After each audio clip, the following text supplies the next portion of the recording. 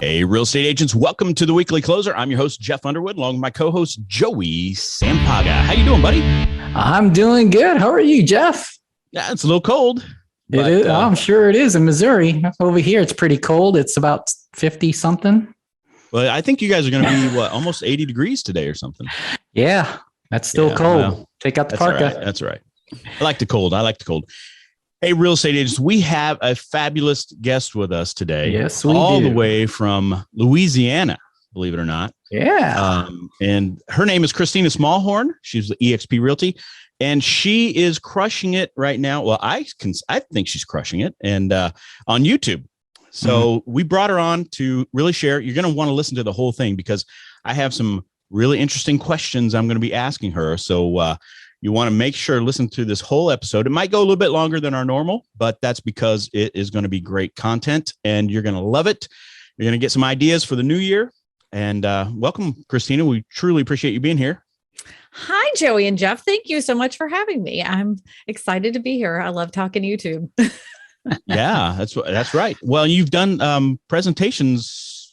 Let's see. I think the last one I saw of you was at the Vid Summit. Is that right? Or yeah, I spoke at that video conference, which is like to me like the pinnacle of all video conferences. I spoke in there at the end of September, and it was quite an honor. And I think I did pretty good. That was my first like really big speaking event. I've talked at lots of like realtor like things, but not like this. This was like all the people that are in the YouTube. So it was very fun. And I hope I get to do it again. I enjoyed that very much. That's awesome. I beat a fear.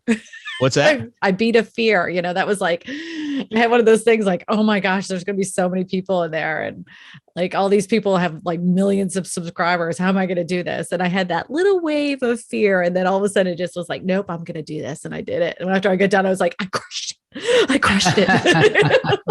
Yeah. I watched the recording of it. It was great, man. I liked it a lot. I learned a lot. Speaking of big, go ahead and show us your coffee mug.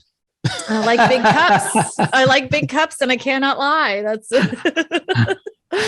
you almost always have that with your live streams too, and all that. So yes, it's always hot tea. If anybody wants to know what's in my cup, it's always hot tea. I'm always drinking hot tea. I need to upgrade because I just ran out. So yeah, do you have cup envy? I think you have cup envy. I do.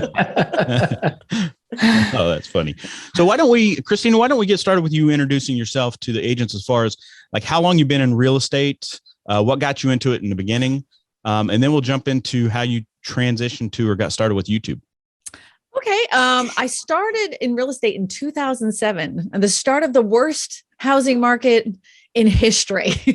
Everybody thought I was so incredibly stupid becoming a real estate agent. But my previous career was I was a hairdresser. And I was like, I do not want to cut people's hair anymore. I don't want other people's hair covered on me. I need to do something else. And I'm like, I have the personality for this. Well, it just so happened we were going through this whole moving process. And I started working with the real estate agent in Florida to get my house sold because, the market was terrible. I learned so much from her. I was like, oh my God, this is what it really is to be a real estate agent. And she taught me a ton of stuff. So then I moved to Louisiana. I was like, all right, that's it. Get my real estate license. I get my real estate license. But when we were in the process of buying a home, we were referred by somebody that it was a high school colleague of mine. He's like, oh, I know somebody. They send me over to this guy, the worst real estate agent on the planet, like literally like did the steering, did every, like talked me out of houses, tried to get me to bid on one of his listings. I'm like, it was literally insanity. And I'm like, I can't, if this is what it's like, because I found out what his numbers were, I'm like, if this guy can sell that much being that kind of a person, I'm going to be a good person and do it the right way. And I'm sure I can make, a living doing this, because this is not how real estate's supposed to be. It's supposed to be like the agent I worked with in Florida. So I got my license and got out there, and I did good for my first year, not knowing anybody in a very small town. I was pretty proud of myself, but of course the market kept getting worse and worse and worse. And more houses started going for short sales and foreclosures. Well, I was so new to real estate. That was my introduction. Like I just had to learn how to do short sales and foreclosures, where a lot of people weren't used to that. And they were like, I don't know how to do this. This is not how real estate's done. I'm like, well, this is the only thing I know. So I kind of like got into that little realm of like, like, how do I do short sales? And I spent a lot of time on the phone, and, I started doing like foreclosures and finding investors in foreclosures. And then it just kind of drifted. And then I had the worst client on the planet. This couple literally were soul sucking. Like when I closed that thing, I was like, I don't know if I ever want to be a real estate agent ever again. And I was laying on the couch in my depression after 6 months. And I just so happened, it was one of those things, I opened YouTube and there was a Gary Vee video up. And I was like, who's this dude? And there he is, this hyper little man just screaming at me, telling me that I'm lazy and I need to do something. And if I'm not doing video, I'm an idiot. And he literally said real estate agents, they're not doing video right now, are stupid. And that like, this is the thing that's going to propel their careers. I'm like, I'm an idiot. I can get on camera and do stupid things. Like, I mean, like, I don't know. So I used to do like, so I started making these videos. I first started off with that because somebody, a coach, or a very famous real estate coach said, you need to be the digital mayor for your town. And I'm like, I can do that. So I just go into people's business and be like, can I video you? And most of them said no. Most of them said no. And I was like, I have to sell myself to do something for them for free. I was like, this sucks. But I kept doing it. I stuck with it for over a year. But that digital mayor thing for my tiny town was a really dumb idea, especially for YouTube. And that was probably from, starts with a T first. Yes, name? You got it, dude. Terrible plan. Terrible plan for your small town. Horrible. Maybe it works on other platforms, but not on YouTube. Terrible idea. And I saw lots of people doing that. I don't think a lot of people have had a ton of success with that. If I'm being honest. I think that was the thing, right? I mean, that's what everybody seemed to be talking about. Because we were told to do it. Go interview the schools. The experts said for us to do it. So we did it, and but it got me in front of the camera. I just used my cell phone. I mean, it was crappy lighting. It was whatever, but at least I would do it. I was terrified, but I'm like, no one's going to watch this stuff anyways. That was the best part about being on YouTube. If I put it on Facebook, I knew my family and friends would see it. But if I put it on YouTube, just random people were going to see it. And at least I can get more comfortable with the camera. And over time, that just ended up building up. And then it wasn't until probably 2019, I was like, I want this channel to be something more. What is it that these channels that are about real estate have what I don't have? Because, I think my content is amazing, And I went to that vid summit in 2019. I had 3,400 subscribers.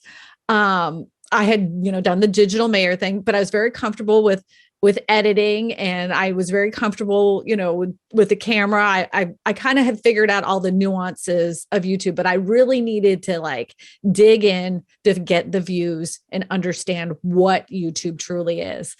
And when I went to that conference, it was life-changing, completely life-changing. I learned that I could turn this channel into something more than just a place where I store my videos.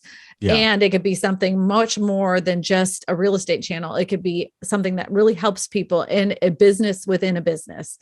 And then the pandemic happened, the pandemic came out, and I was like, well, I guess I really need to jump into this like I never have before. Like, this is it. I have to figure this YouTube thing out, because I'm not sure at the time. Remember, they had the like real estate agents couldn't show homes for like a couple weeks, like people were panicking. I was like, well, I'm just going to dive into YouTube because that's all I have right now.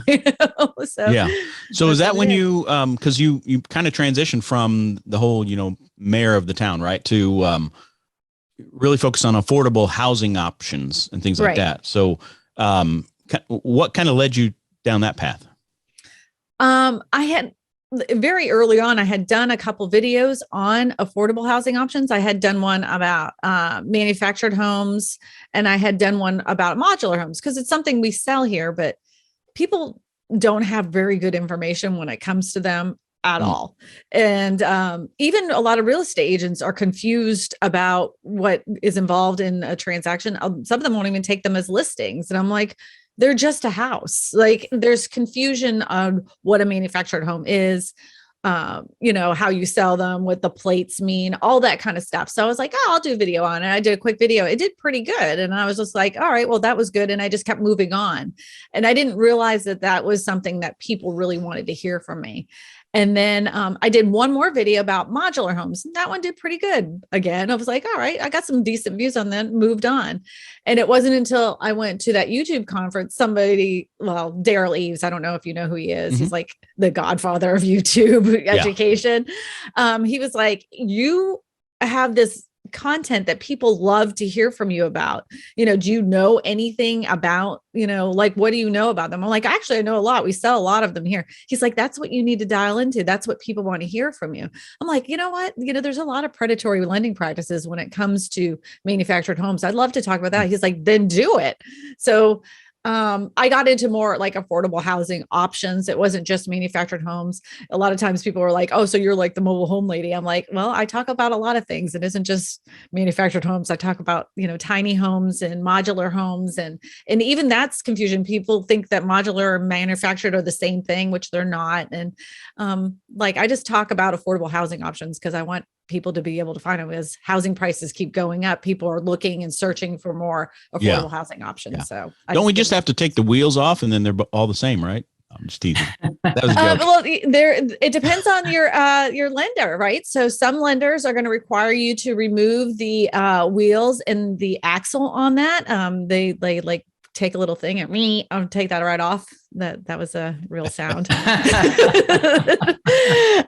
But like other ones, it just, like I said, it just totally depends. And then the chattel loans are something that happens to people that don't have a manufactured home that's attached to land. And that's where a lot of predatory lending practices happen. So I'm sure. I like to expose those. Yeah. Now I saw so some of your videos, I guess your most popular video, the one that got the most views, you probably know which one I'm talking about, but it's the tiny manufactured homes that you can buy on Amazon. Yes. Yeah. So so how'd you get these ideas like that? Well, I do a lot of like digging online, if you can go on Reddit and you can see what people are talking about, you can go on like all these different groups and see what people are asking questions about, and I was like, you're scrolling through some of these and you're like, you can buy a home on Amazon, and then I looked on YouTube to see if anybody else had talked about them. I'm like, yeah, other people have talked about them, but you know what? There's nothing saying that I can't talk about them. So everybody shops on Amazon. So I just did 5 tiny manufactured homes you can buy on Amazon. Yeah, that means over 3 million views on that. Yeah. That's crazy. Insta House, I watched that one too. The one where you talk about the Insta House, a foldable modular home, I guess it is. But that's a boxable home. Elon Musk supposedly lives in one of those at SpaceX in Austin, Texas. That's the rumor. Really? Yeah. Rumor, huh? Yeah. Well, there's been about, I don't know, 1,500 articles written about him living in one. So That's funny. So how do you, and now I know you've kind of transitioned also into the last year or two, right? A lot of like hot topics, right? On a national level too. So what are you doing to come up? You said you go on to Reddit and things like that, but do other YouTubers kind of share ideas with each other and stuff like that? Or actually they do. I'm such an open book, I share pretty much everything. I have a YouTube group. Yeah, it's called Real Estate YouTube Masterminds with me and Malcolm Lawson. And we literally like spill our guts. There's no like deep secrets that we're not sharing. We share our thumbnails. We share our title ideas. We help people with their title ideas.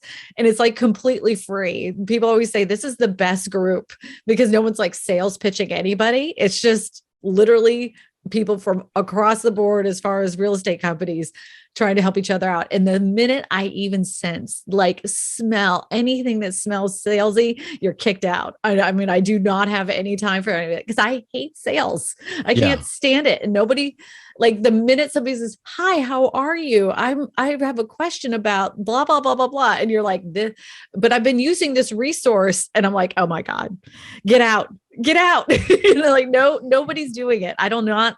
Nope, no sales, none whatsoever. So, and that's the Facebook group, correct? Yeah, that's my Facebook group. And is that any agent that's watching or listening, they can just go search it and... Yep. Anybody can join it. There is no criteria. You just have to want to do a YouTube channel, and if you're trying to sell or recruit, you're kicked out. Don't do any of that stuff. The minute we smell it, because even if you start looking at the roster and start inboxing people on your messenger, they let me know and you're kicked out. Like, you're blocked, blocked altogether. So how would agents find that? It's real estate. It's Real Estate YouTube Mastermind. And it's in groups. There we go. Real Estate YouTube Mastermind. All right, cool. I'm in it already, but I didn't know. I wanted you to share the name for sure. Yeah. Real Estate YouTube Mastermind. Write it down. It's very fun. It's very fun. And then Malcolm and I will occasionally do like a live stream, like once a month or whatever. And then we help people with their channels. We do like little channel reviews. We're not like experts, but we've been doing YouTube long enough that we know some like fundamentals that are really good, especially when it comes to titles and thumbnails. There's a lot of mistakes that people, and it's not their fault, because they take these courses from people and they think that they're doing the right thing. And I can automatically tell, I'm like, you took this course and that's why you're doing these titles, Got it. Got it. Yeah. Malcolm I know he has a real estate channel for Maryland, I believe, but he also has that outdoors channel, I think, right? Is the one that he's really growing. Yeah, I think it has like 130,000, maybe 140,000 subscribers on it. And it's Survival Know-How is his YouTube channel. And as far as your channel, just Kristina Smallhorn, right? Yeah, it's Kristina Smallhorn. Okay. I used to be, and you mentioned this earlier before we hit the live button, but my channel used to be Your Real Estate Whisperer, the dumbest name in the world for a YouTube channel. And I'm going to tell you why. Because people aren't searching it, right? I thought it was clever. It had nothing to do with search. It has nothing to do with search. It has to do with the name, the fact that it's such a long name to write out, and nobody knows how to spell whisperer. Whisperer, like nobody knows how to spell that thing. And I still sign off on all my videos, Your Real Estate Whisperer, because I can't get that out of my vernacular. But if it's just a dumb name, and it was like one of those things that I had changed before I started taking Daryl E's course, that I was like, I'm my brand. And I had heard from, I think it was either Dee or Nick Nimmin. They had said, your name is your brand. And if you ever decide to change your content along the way, it won't matter because it's your name. But if you stick with a name like living in Montana and you happen to move to Kansas, then like, what are you going to do with that old channel? But if it was your name, you could have taken everybody on that whole entire journey on the original channel. And then you could have gathered a whole new audience and kept some of your old audience. But because you branded yourself with that specific name, I mean, if you move, that's it. It doesn't move with you. Yeah. Yeah. That brings up a good point. And I think I messaged you about this on Facebook and we were kind of talking back and forth. This is a good, I guess, spot to bring this up. So if an agent, is watching or listening right now and they want to get into YouTube, right? Mm-hmm. If I know you and I talked about how a lot of people are doing just that, like living in Springfield, Missouri, right? Mm-hmm. They're kind of only focusing on real estate in the town that they live in.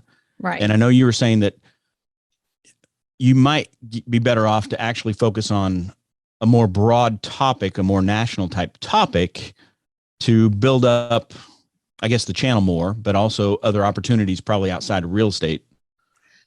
The perfect example of this would be Javier Vindana, right? Everybody under the sun. He's out in Phoenix. Yeah, he's out of Phoenix. Everybody under the sun knows that he's out of Phoenix, right? None of his titles, not one of his titles say Phoenix. Maybe one or two, but he'll have a title that's wide span, right?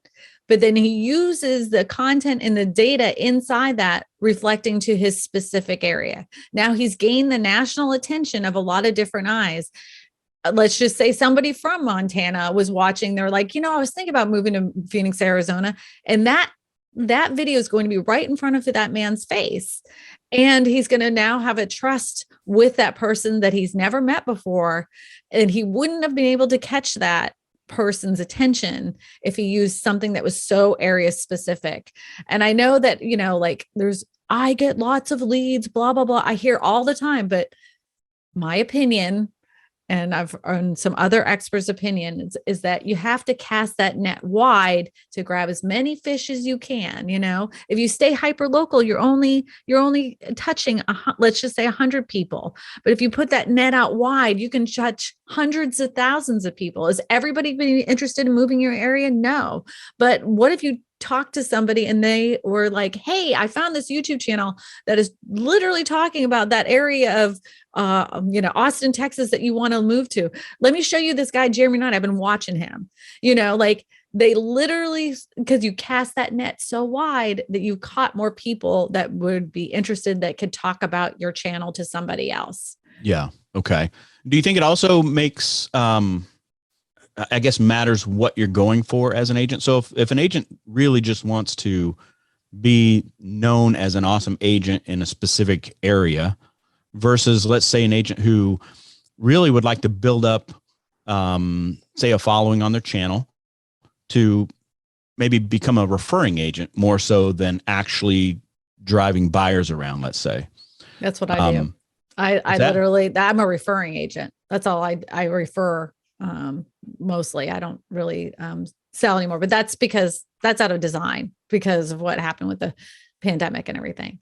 But there is a difference. But I would say this: if I was to try to just be very specific and try to get as many leads for my particular area, even though I'm in this tiny little sliver of Louisiana, I'm in Louisiana. So I would make my titles in content centered around Louisiana, but always mention the fact in my videos that I'm in Ascension Parish. I would do what Javier does, pull up the data from Ascension Parish and Baton Rouge. So that way, those two areas, people in my comment section know that I'm from Louisiana because by instinct, naturally, I'm saying that I live in Louisiana. It's one of those things that if you make your titles grab more people from around the world or around the country, you're going to have more people that are going to want to talk to you. I know that some people will argue with me about this, but I find that the most successful channels are the ones that have more interesting titles that capture more people's eyeballs than just their little rinky-dinky town in the middle of Nowhereville. Got it. So I guess give us some thoughts on what are some of the best topics or best topics for, say, views versus best topics for actual real estate business. Do you notice a big difference between that or not really? No, I don't. I know there's this recipe that real estate agents have. And they're like, oh, I have pros and cons. I have living in, I have moving to, they have they knock those out. But after about a year, they're like, I can't do any more of those. And neither can your audience, neither can your audience. They're done with it. How many of these can you do? So the thing is that just like anything, you just have to find things that are actually interesting about your area. One of a great video series that Malcolm did was 10 most haunted places, right? 10 most haunted places in Maryland, I think it was. That still, I think, is getting him views. It's interesting, right? Right. It brings people to his channel. He happens to mention, if you were to do something like that, you mentioned, oh, look, this is down the road from a neighborhood that's right around the corner. Those houses sell for about blah, blah, blah, blah. And then you just keep going into the haunted place. You don't have to be salesman to death. You don't have to live, poop, and breathe real estate in every single video. Make it entertaining. Yeah, no, that's great. you mentioned referring, right? You refer out a lot. Mm-hmm. And I know that when we were talking on Facebook, you mentioned that a lot of those come from your live streams now. Mm-hmm. So explain a little bit about how you went from, just the recorded videos to now adding that live stream and what that's really done for your referring business. I always did live streams. Oh, did you? Okay. Yeah, I always did them, but I did them wrong. I did them for me, not for the audience. So I used to do this like live stream where it was real estate trivia night. And I literally had graphics that came in. We had sound effects. I mean, I literally had a blast doing this, but I only got like 43 people watching it. Nobody gives a poop about real estate trivia, but I had an entertaining time with it. I mean, I made up these little skits that I play at the beginning and the end, and it was a blast, but nobody watched it. So I'm like, well, obviously there's people that are doing these live streams on real estate that are doing pretty good. And that was one of those things that I saw, like, I think it was Meet Kevin had done a live stream. And then I had seen that Javier was doing live streams. And I'm like, well, these are pretty simple, like these aren't, anything extravagant. Like, what am I doing? Like, I have to rethink this. So again, one of those things, you just quit being fancy, strip it down and have a conversation with people. So that's exactly what I did. I took like the top headline that has to do with real estate for that specific week. I made a thumbnail and title, and then I'd have a guest on, somebody, a real estate agent throughout the country. It didn't even matter, California, wherever you wanted to come in from. The only requirement I have is that you have a YouTube channel. They would come in and we would have a discussion about that article. I'd read a little bit about that article. Me and that guest would talk back and forth. And then eventually people start asking questions. And when they started asking questions, then we just started answering them. At first I didn't have anybody really on the stream. It started with maybe, like I said, like 20 people. So I was like, okay, I have to come up with questions. So what I did was I went through some of my videos that had gone out in the last week or two. I would cut out the questions that people asked in the comment section. And I'd say, that was a great question. I'm actually going to answer for you on Sunday at 3:30 in the afternoon on Central Time. Be there and I'll answer your question live on the air. And so that way I get people going, so I would have all these clipped out questions and put them at the bottom of the screen and act like they were in the audience, but they really weren't. And then I just put them on there and just me and my guests would just answer questions. Wow. And so I did that for about 3 weeks, but then it started like people started showing up. Then, first it was 20 people, then it was 25 people, then it was 37 people. And then when I got to 100 people, I was like, oh, wow. 100 people watched me for an hour. Wow. And now it averages between 200 to 600 people a week show up and stay there the whole hour and 20 minutes of me just rambling about YouTube and rambling about the real estate market. So on YouTube. So it's fun. It's a lot of fun. Wow. The guests have fun too. Guests have fun too. And and that's where you get a lot of your referrals now. Right. So inevitably during that stream, somebody will mention or talk about how they've had a terrible real estate experience. Right. And my husband is the moderator or the executive producer for that. And he will find one of those comments and he'll put them on the screen. And as soon as he puts it on the screen, I'll read it out loud and I'll say, hey, Janice, look, if you're having a terrible real estate experience, just contact me. Go to my website at KristinaSmallhorn.com and fill out the referral form. I'll give you a call and we could talk about what's going on and I can help you out with a good referral for your area. These people are like, they can't believe that I'm talking to them on the phone. One lady was like, I'm so nervous right now. Can you call me back in 30 minutes? Because she was terrified and then had her husband talk to me because they think I'm like some kind of like celebrity or something. I don't know. Well, that's the way they see you. I mean, when you get that many people watching. Yeah. And I'm like, and it was so cute. And I always help them and I always talk to them on the phone. And they're just so surprised that I would take the time for them because a lot of them, like I said, are buying affordable housing options. And a lot of times they're treated like trash. And to me, they're not trash. Nobody's trash. You're just buying a house. What does it matter? And so I genuinely like, that's my currency, like helping people. Like, I really, some people are driven by money. Some people are driven by, views.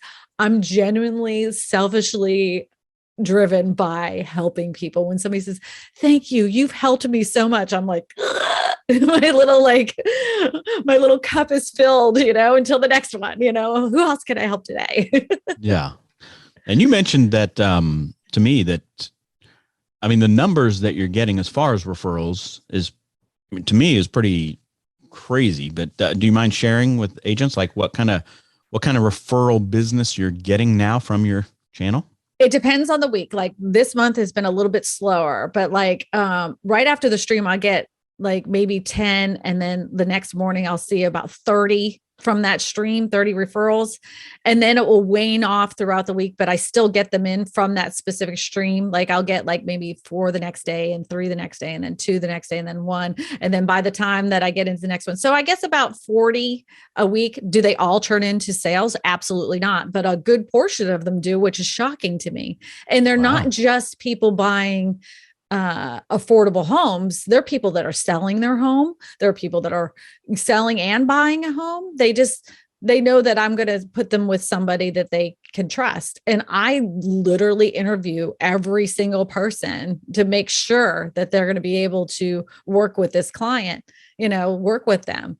So, I mean, there is work involved. It isn't just them filling out a form and I'm dump it off to some real estate agent. I don't know. I talk to them. Yeah. And if I feel like they're not, going to work, or, like, I just get that funny vibe, I'm like, I'm not sure if you know what? I have your number. I'll give you a call if she wants to work with you. And then I'm like, no, big giant no on there, Yeah. Yeah. So, I do work it, that like How on do you Tuesdays. keep track of that many people? I don't. Okay. Like, here's the I didn't know thing. if maybe you had a special system that you... Oh no. See, I'm really dinging as all could be, like, I'm really a dingbag. But I can't keep track of those kinds of things because I'll drive myself insane because I'll over obsess about it. Right. So I keep my referrals generally within my own company because it's very easy to send those out and go through that whole referral process, because they also do is fill it in through SkySlope. But if it's an outside person, outside of my company, that's when I kind of keep more of a track on it. But I don't know. I just hope that people are good enough people that, of course, I sent you this lead, like, do the right thing and pay me, Yeah. Pay me. Yeah. And I only charge 20%. I don't even do 25%. I only do 20, So, be kind. And if it's under 100,000, I don't even want it. Like, if the transaction, they want a piece of land and it's 35,000, I just literally just say, here, I know this person, I'm going to connect you with them. And I'm like, I don't want a referral for this. Like, it's that's ridiculous. I'm not going to ask for a referral on that. Well, I'm sure agents that are watching or listening right now are probably blown away by the numbers you just shared. So how, obviously people that are watching and listening are probably wondering, how would you recommend, if somebody wants to get started with YouTube, let's say they want to kick off 2022 and start a YouTube channel. I mean, what would you tell them to get started doing now? I would say the first thing you need to do is see who else in your area is doing YouTube videos and if they're doing it at a high level. The second thing I would do is there is the YouTube Creator Academy, right? YouTube has literally given you a course for free. It's my favorite price, free. There is multitudes of information there that everybody writes off because it's free. But what you would have paid somebody, I don't know, $2,000, $3,000, $4,000 to get, you can get for free from the YouTube Creators Academy. Just go there. They have literally modules to walk you through the whole process of setting up your YouTube channel. And I don't know about you, but free is my favorite price. Yeah, there we go. Yeah, start there. And then join some real estate groups and find other real estate agents that are doing YouTube at a high level and that are willing to help. without, them saying, well, you could have a consultation with me for $500. No. I mean, this isn't brain surgery, people. It's just, we're making videos. Let's help each other out. Yeah. So, I mean, I get everybody's trying to, make a little money on a hustle, but come on. Yeah. Do you have recommended tools that agents should use? So if you're gonna live stream, StreamYard is the simplest, easiest thing you can do. If you want to go really super fancy with, like I said earlier, and you want to have like sound effects and all this other stuff, then I would use a product called OBS. But be prepared to spend the whole entire day figuring out OBS. Like that is a beast, but StreamYard is a cheap, inexpensive way. You can have your comments put up on the screen. It has easy animations that you can put up there. It has a little ticker at the bottom, super simple, easy. I've been using StreamYard for last 2 years. I used to use OBS. I went and switched to this because I like the ease of it. So is it a little device that you just push buttons on? No, StreamYard is, or is it all online? It's all online. And now they have it where you can use, I don't know if you have a Stream Deck. Do you have a Stream Deck? Do you know what I'm talking about? Oh, that's what I'm thinking of. Stream Deck. Yeah. StreamYard is a program that you can, it was like, I think it'd be similar to like any kind of streaming service, like Ecamm Live, and like all that? Ecamm Live or anything else, but it allows you to put the comments on the screen. It allows you to multicast to different platforms. So I now just started putting my live streams on my Facebook business page, that kind of thing. And if you have the upgraded version, you can use this Stream Deck where you can put like different things, like it will pull up, your name or a ticker or whatever. And you can hit these little buttons and it will do different actions that you program these buttons to do. Got it. So they just added that. The other thing I would say is that I wouldn't let gear prohibit you from doing anything as far as YouTube or any kind of video for that matter. When people say, well, I just don't have the right kind of stuff. Well, that right there is an excuse. So shut up and pick up your cell phone, because everybody has a smartphone. There's nothing wrong with your smartphone. And I will tell you that a good portion of my B-roll that you see in every single video comes straight from my cell phone. 100%. I just have a gimbal. Everybody knows what a gimbal is now. It's just kind of stabilizes your phone. I put that thing on slow speed and I just record houses, for my B-roll with my cell phone. Not one person says that isn't a high quality image that you're putting on your B-roll. Not one person. Nobody cares. And, yeah. So I would just say, don't make excuses. You can totally do it. There's literally, if you're not into YouTube and you don't want to do like an 8 to 10 minute video, there are agents, and I was talking about this earlier, that are literally crushing it on TikTok. There's a few that I watch and I'm like, man, oh man. And they're not doing anything fancy. They have their cell phone set up. They're talking to the camera. They're super fun, engaging. They're showing like some crazy listings or they're sharing some silly stories. And they're just having a conversation about real estate that's digestible and fun. And you can do that too. I mean, there's nothing wrong with using what you have, which is your cell phone. It's a fantastic camera. The newer the cameras come out, the better they are. So don't make excuses. Just pick up your camera and do it. I mean, my camera that's on this right here is just a webcam. It's perfectly fine. Nobody's saying you're not using the Sony blah, blah, blah, blah, blah for your webcam on your live streams. Not anybody watching is telling me that looks, they don't care. They don't care. They just want to hear what I have to say. Got it. All right. I will say this, though, a good microphone makes all the difference in the world. A good microphone. They can forgive a crappy image, but they will not forgive crappy audio. Got it. What are you using there? Your mic? This is the Rode Podcaster. Oh, okay. Yep. I love my Rode Podcaster. There you go. Yeah, that's a good one. They make a good microphone for sure. Yes. So you mentioned times for videos. Are there certain types of videos that need to be at least 5 to 7 minutes or longer? Or what do you see out there that people are really paying attention to or willing to watch, I guess, lengthwise? Well, that really depends on what I'm talking about. Sometimes I can get a video done and I get it all edited, and everything that I wanted to say was said in 8 minutes. It was done. But other times I'm just like rambling and I'm sharing a story and it was kind of funny. So I'm like, you know what? I'm keeping that in there. Who cares? And I put it in there, and in the 13, 14 minutes, my audience retention has, stayed between, 50 to 60%. The ones that tank are the ones that I had a terrible hook at the beginning. And so, I mean, I know how to look at some of those things and adjust those things.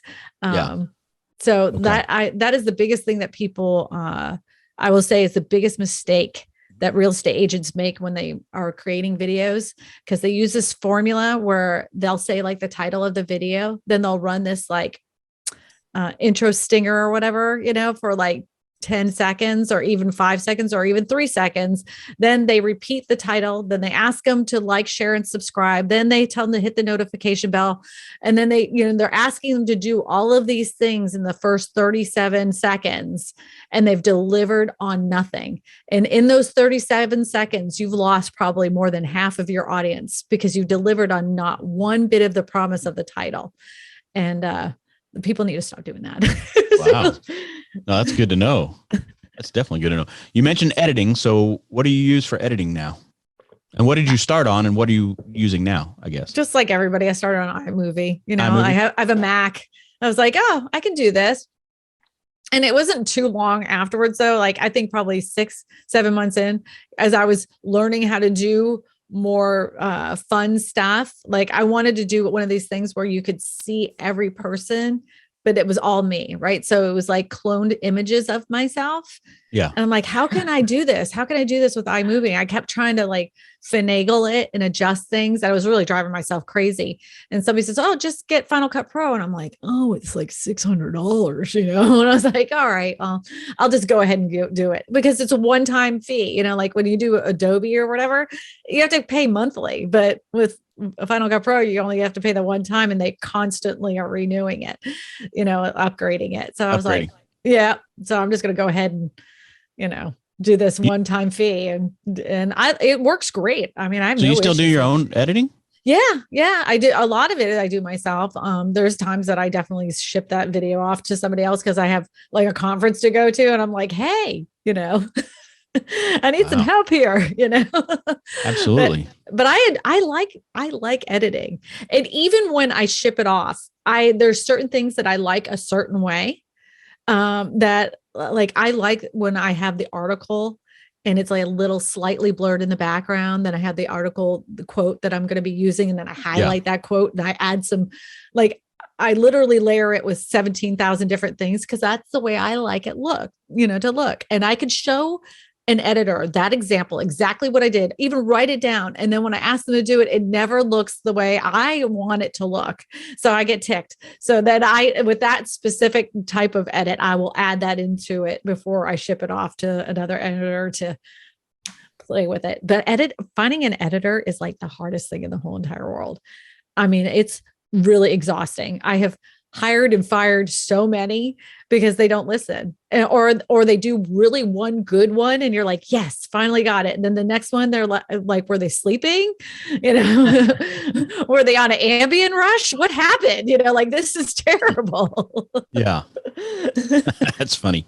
So I've seen a lot of YouTubers, once they get, a massive following, like what you've been able to do and what Malcolm's doing with his outdoors channel. But, a lot of people, there's additional revenue streams or opportunities within YouTube, correct? Yep. So you want to kind of explain, besides obviously your referrals, right, that you're sending out, but what other things can, if somebody's really putting that time and effort into it and their channel starts to grow, what other opportunities are there? I'll give you a few examples. Of course, everybody may or may not know, there is AdSense, right? So you get like a commission off of the ads that are run on your channel. And that is no money to sneeze at. When I first, this is so funny. When I first decided I was going to turn on my AdSense, I had real estate agents arguing with me, telling me that was such a dumb idea because other real estate agents could advertise on my channel. What people don't understand is that the advertisements follow the avatar. They do not follow the channel, right? So if you're into trucks and drinking beer and all this other stuff, that's the advertising you're going to see, right? It's not that you're going to see what, like Larry down the street, the insurance agent. It's not going to follow that person. It's going to follow what that person is following and searching online. Just like it's exactly like Facebook. When you start like searching stuff online, all of a sudden you open up your Facebook business page and you're like, how come I'm getting these advertisements for things I was just looking at? It's the identical same thing with YouTube. So, but I turned it on and people were like, well, I don't know if the juice is worth the squeeze. Well, when I forgot that first check, I was like, oh, this is like $400. Like that's a car payment. Oh, I'll just leave it on. $400. Yeah, $400. I'll leave it on. It's a car payment. And so I just kept it going. Right. You can, like, if I didn't sell anything, I could just live right off of my AdSense check, but that's just the tip of the iceberg. Right. So, you can get sponsorships too. So I was asked by that company Boxable that you said you saw, right? Mm-hmm. They have a product that is coming online and it's a folding modular home. It literally comes in a little folded box and it unfolds into a house. They gave me an affiliate link. So everybody that filled out that form through Boxable used my referral code. I get they have a little chart that shows how many of those were filled out. So I get a small commission check from that, right? And then I get another check once the house is delivered. And those checks will wipe away your AdSense. Like it's like your AdSense becomes like pennies in comparison to what you can get from sponsorships. Any kind of affiliate links, like the foreclosure.com was a company that reached out to me. Anybody that wanted to sign up for their website, I get a check from them. There's all sorts of AdSense money or referral money that you get from Amazon links, Amazon affiliate links. So I have those in there that I get checks from Amazon. There's all these little different things that I'm like, oh yeah, I forgot about that. Oh yeah, I forgot about that. My husband's like, man, you should have been doing this a long time ago. I'm like, well, I didn't know how to do it. That's funny. My husband now says, I'm a kept man. I'm like, you sure are, man. You sure are. Oh man. So I know I don't want you to tell everybody. We can wait till after we stop for you to tell me how much. No. I hate. No, that's amazing. Money. That's amazing. I can't stand talking about money. Yeah, I know. I hate it. Yeah, I know. I do. I'm happy. That's all I can say. I'm very happy with my life, and I couldn't have done it without. It's the fruits of your labor. I mean, you are putting in time. Do you consider yourself now? You just have fun, just coming up with ideas for the videos. Just a full-time YouTuber at this point. It's work to come up with some of these ideas. I will spend a whole day trying to come up with a good title that will captivate people and everything. And, one of the things a trap that I used to be in was that I would spend a lot of time trying to find magical keywords because, again, there was a group of the people, gurus that were like, you have to find these magical long tail keyword phrases. So you have to use keywords everywhere. You have to use TubeBuddy. You have to use vidIQ. You have to use all of these to make sure your score is over here on Morning Fame, to make sure your thing is like this. They literally would drive me crazy. So I would sit there the whole day and I would go, okay, I found these. And then I'd go run them through all those different keyword search tools. Then I would compose this 250 word blog post within my description because I want to make sure it was stuffed with all these magical keywords. And then I make sure my tags match the keywords that I found. And then, and afterwards I'm like, okay, this is the video. This is it. This is the one that's going to take off. YouTube is going to be blown away by a storm of just Kristina Smallhorn, real estate whisperer. I'm going to crush it. And then sure enough, that video would come out and I would get 150 views. If I was really cranking it out, I got 500, man. I was on fire, but it was every week after week, trying to find the magic sauce of magic keywords. I do not use any of those tools to find magical keywords anymore. I literally just look to see what other people are watching and paying attention to. and I make a video on that specific thing. If they're interested in the housing market and what's going on in the housing market now, what is it specifically that they're concerned with? Is it housing prices? Is it inflation? Is it, that's when I craft my title accordingly to that specific thing. Like I don't find magical keywords. Do you have certain YouTube people that you do follow? I know you mentioned Daryl Eves Graham is my Stephan, right? Yeah. I yeah. Well, if you're trying to figure out YouTube and you're trying to get like a whole like I want to know how to do YouTube, go to Daryl Eves. I'm in his book, The YouTube Formula. I'm in this, so go pick up this book. But if as far as like real estate channels, yeah, of course I look at Graham. Do you know what I really look at Graham for? Because he talks a lot about Bitcoin and stuff like that. I mean, he's not a real estate channel. He's an investment channel, right? But Graham Stephan's thumbnails are the bomb diggity bomb. So I really pay attention to his thumbnails just to kind of see, I get inspired by them. I don't necessarily copy them or whatever, but I'm definitely inspired by what he does. Like I just noticed last year he did a lot of dark, fire, angry type of faces, but I've noticed recently he's done more of like shock, a lot of green and blues in his thumbnails. And so that's what I did. More blue skies on Christina Smallhorn's channel now. So I kind of like, I wouldn't say emulate, but I definitely am inspired by his thumbnails. They're absolutely stunning. And I found out through Vid Summit that he makes them all himself. And I know I do that as well. I make my own because of the fact that you can hire somebody to make a thumbnail, but they do not understand the niche that we're in, right? So you can have you can have a thumbnail designer that knows how to make thumbnails for gaming channels, or a thumbnail designer that knows how to make them for podcasts. But for your specific content and for your specific avatar and for your specific channel, it's going to be completely different, 100 times different than like even Graham's channel, right? You have to pay attention to what your audience is watching.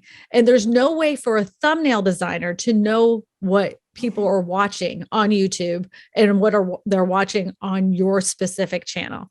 So I know there's people that are like, oh, that's out of my wheelhouse. I just don't know how to do it. I'm going to go hire somebody. You'll never get the success that you want if you continue to do hiring a thumbnail designer, because you do not understand what makes a good thumbnail and what makes a crappy thumbnail. You have no idea why that didn't work. You're just literally throwing a sticker on a box and hoping that it works. Yeah. You have to understand that thumbnail image is extremely important. Do not leave it to a guy on Fiverr that's only going to charge you $10 and think that that's going to be okay. It may look pretty. It may look very pretty. You may think that it's nice, but if no one's clicking on it, then you wasted the $10. If you had spent that time, I would rather spend the day that you were looking for magical keywords and put that into making a beautiful thumbnail that people will click on. Got it. Do you use Canva or something like that? Or no, what? I don't like Canva. I mean, the Canva people are going to kill me, but I find that their thumbnail design, like their tools, make the images look very one-dimensional and flat. There's no like definition, no 3D effect on the thumbnails themselves. Maybe it's because I don't understand their system, but I've not seen one that I was like, damn, that was a good thumbnail from Canva. Like, I don't know. I guess I think it's a good starter. I use a program called PicMonkey, PicMonkey. I hope I spelled that right. I'm dyslexic, but yeah, PicMonkey. And I have the one that's like the higher one where it gives you all these stock images that you can use. So I could type in the word house. I'll use that as like a background. I'll erase the skyline, and it gives you all these tools to like blur the background out, and then you can enhance your eyes, and like I take all the redness out of my eyes. If I have some wonky lipstick, it will fix, I can fix some of that. I could bleach my teeth and make them like game show white if I wanted to. I can make my hair look more purple.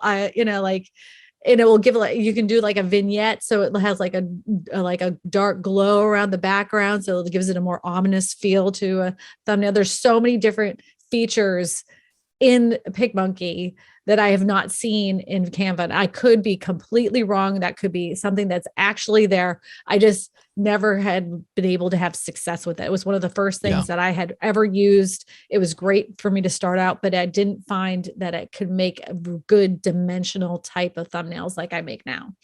Got it. PicMonkey. And you said you pay for it.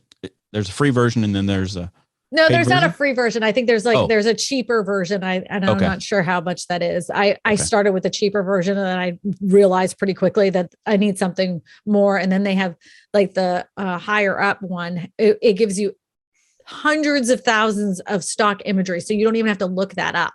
Yeah. You know, and you could just type in house, person, old lady screaming, you can put all these things in and you'll see all these pictures and you just bring them over and then I'll crop out the image. And then they have this thing where it says remove background. So if it has like a white background behind it and you want that person, remove background, you hit that button, it removes the background and it's done in like that. Oh, that's cool. I know. Right. Awesome. Anything else you want to make sure the agents definitely know about YouTube or about what you're doing before we move to the last little segment here? I think that don't write off YouTube, right? So a lot of people, when I first started this, was like, YouTube is a long game. You're not going to get instant success with YouTube. It's one of those things that helps catalog your videos, but it's not one of those things that's going to get you a lot of traction. It's one of those things that takes years. That's hogwash, literal poop. Don't listen to that. You can have success very early on with a channel starting right today, right? And there's nothing that's saying because there's somebody in your market that's already doing it that you can't crush them next week with some videos, right? Just because they were there first doesn't make them have more authority than you, right? So you just have to make really good videos, better than the competition, and you will win. Pay attention to their thumbnails, pay attention to their titles. Don't copy them exactly. Don't be that person, but find out what the aspects of that specific video or the thumbnail and the title made people want to click, and you emulate that on your own channel. See what kind of patterns they have. When are they releasing content? Are they releasing it on Wednesdays and Thursdays? Are they releasing it on Tuesdays and Saturdays? Kind of follow that pattern too, and maybe get there an hour before they release, pay attention to what other channels are doing and try to emulate that for your own channel. And so that way you can be successful a lot faster. Cool. No, thanks so much for sharing. That's You're great. Welcome. I love talking. I like your videos, by the way. You do? Yeah. Some of my videos I can't stand. I'm like, who's going to watch this garbage? And then they watch it. I did a video. This is no lie. I did a video and it was one of those things. I'm like, I don't really know a lot about this topic, but I'm just going to go ahead and do it. I have some clients that are building a bardominium. I'm just going to make a video on it. And it was really just a filler video because I didn't know what else to make. I think that thing has I don't know. It has a lot of views and I'm getting shredded in the comment section. This lady has no idea what she's talking about. I honestly did not. I was literally sticking that video in there because I needed to get something out and I'm quite embarrassed that I didn't know a lot about it. I just shared what I knew, but it wasn't a whole heck of a lot. Oh no. But whatever. Some of my videos I don't watch. I will never watch that video. I won't even answer the comments because I know. I know, Jim. I know. I don't know a lot about him. That's funny. That's funny. Honest. I'm painfully honest. Yeah, absolutely. All right. Well, are you ready to get in the ring? We're going to have just a couple of rapid fire questions real quick. And we do need to put a shout out to our sponsors, Security Title Agency and Fidelity National Home Warranty here in the Phoenix metro area. If you haven't given them a shot, make sure to do so. All right, let's get in the ring. Here we go. What do you think the reason is that many agents are not successful? They give up too easily. They try something once and they say it doesn't work and they don't give it time to see if it actually works. Got it. Yep. How about, I think I already know this one, Apple or Android? I guess you probably already answered that, huh? Apple. Joey's a big Android guy. I mean, there's nothing wrong with the Android phone. I mean, they do great stuff. It's just that everything I own, it's all like married and happy together. So I can easily drop links and clips and everything else to my other stuff. I mean, my desktop is a Windows. I hate this thing. It's so loud and annoying. Ugh, no, don't do it. Kristina How about says no. Do you have a favorite Netflix or Amazon Prime series, or do you watch any of those things? I watched I wish I remembered what it was called now. It was so weird. It was like this Netflix series, and this girl was like, she tried to put a hex on a guy that did her wrong. And then the whole series just goes, I think it was cherry something. Oh my gosh, cherry soda. It was so bizarre, but I could not stop watching that thing. I watched it twice. Yeah, that's like kind of like Kill Bill, right? Yes, but it's with a witch, and it was actually kind of stupid, but I couldn't stop watching it. There's been a bunch of those that I'm like, this is so dumb, but I end up watching it. I don't watch a lot of television anymore, though. I have turned off the regular television probably about 6 years ago. Really? All right. Yeah. All right. And how about your favorite mobile app? Oh, this is so good. Ready? All right. So there is a free mobile app called Snapseed, right? And everybody always asks me, how do you get your images so crisp and clear on your thumbnails, right? Because I'm just using my cell phone to take my pictures. But I use an app called Snapseed. So I can pull that image up and I can up the clarity, the sharpness, and the saturation in that photo before I send it over to PicMonkey. And it will like pull out all details in my hair. It will, show all the like little lines in my face. Snapseed, the best free app on the planet for your thumbnails. So Snap and then Seed, SEED. Yeah, one word, Snapseed. It's from Google, completely free. Love that price. That is cool. Well, thank you so much for being here today. I know the agents, I'm sure, got some great tips from you on YouTube. Look at her dancing now. See? Well, this is my thing. Every time I end a live stream, even on my own channel, I always end it with a dance. I don't know if anybody's aware of this, and I'm sure it's not a big surprise. I'm extremely ADD, so I'm always constantly moving. So like when I'm talking, I'm always like either touching my face or my hair or whatever. And at the end, I'm like, finally, I can get the wiggles out. I can dance. Do you have a name for the dance? No, just doing my little thing.